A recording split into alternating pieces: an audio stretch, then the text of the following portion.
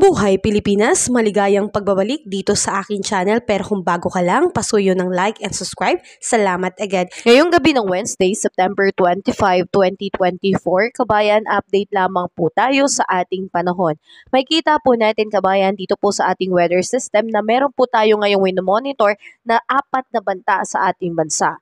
Ang isa nga po dito ay isang ganap na pong mahinang bagyo, ito pong kulay green na yan, at yung tatlo naman po, po yung mga cloud cluster o LPA sa labas ng Philippine Area of Responsibility.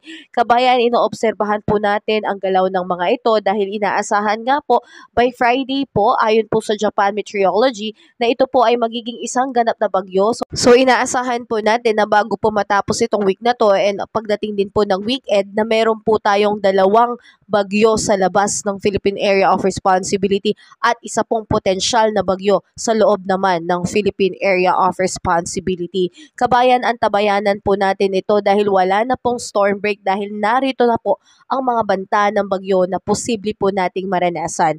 Kabayan, kung yan po ay magsabay-sabay, ito po ay tatawagin natin Bagyong Julian, Bagyong Christine at Bagyong Leon na posible pong pumasok bago po matapos ang buwan ng Setyembre. So maging updated po tayo. Sa ngayon, kabayan, ang nakakaapekto po direkta dito sa ating bansa, ito po yung Tropical Convergence Zone. Ito po yung pagsasalubong ng mainit at malamig na hangin mula sa hilaga at timog na bahagi ng ating mundo. Dahil po papasok na po ang hanging amihan o malamig na hangin, so nagkakaroon na po ng transition. So ang apektadong lugar po dito sa ating bansa. So, apektado po nitong ITCZ ay ang Visayas, Mindanao at Palawan area po. So, asahan natin dito po sa may Eastern and Central Visayas, kasama ang Caraga, Northern Mindanao, Zamboanga Peninsula at Palawan po na apektuhan po yan ng ITCZ. So, asahan ang pagkakaroon po ng cloudy skies with scattered rain, shower and thunderstorm lalo na po ngayong paggabi.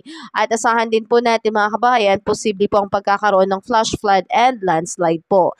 At asahan naman po natin dito man po sa may Bicol Region and Quezon, easterlies o mainit na hangin pa lang po ang nakakaapekto pero may tsansa po ng pagkakaroon ng maulap na kalangitan na may kalat-kalat na pag-ulan, kulog at kidlat, lalo na rin po ngayong gabi, so may posibilidad ng pagkakaroon po ng flash flood and landslide. Samantalang dito naman po sa may Metro Manila and the rest of our country, ang nakakaapekto po ay ito pong mga localized thunderstorms, so may posibilidad po ng pagkakaroon ng pag-uulan, lalo na ngayong gabi, at posible pong magdulot din po ng flash flood. So mga kababayan, tayo po ay mag-ingat dahil narito na po yung banta ng bagyo sa ating bansa. So malinaw naman po dito sa ating weather system na may 3 LPA at isang ganap na bagyo naman po ang siyang nasa labas po ng ating bansa na siyang posible pong magpalakas ng hanging amihan lalo na sa pagpasok nito. Kabayan, patuloy po tayo maging updated at ulit ko po kabayan, bago po matapos itong linggo na to,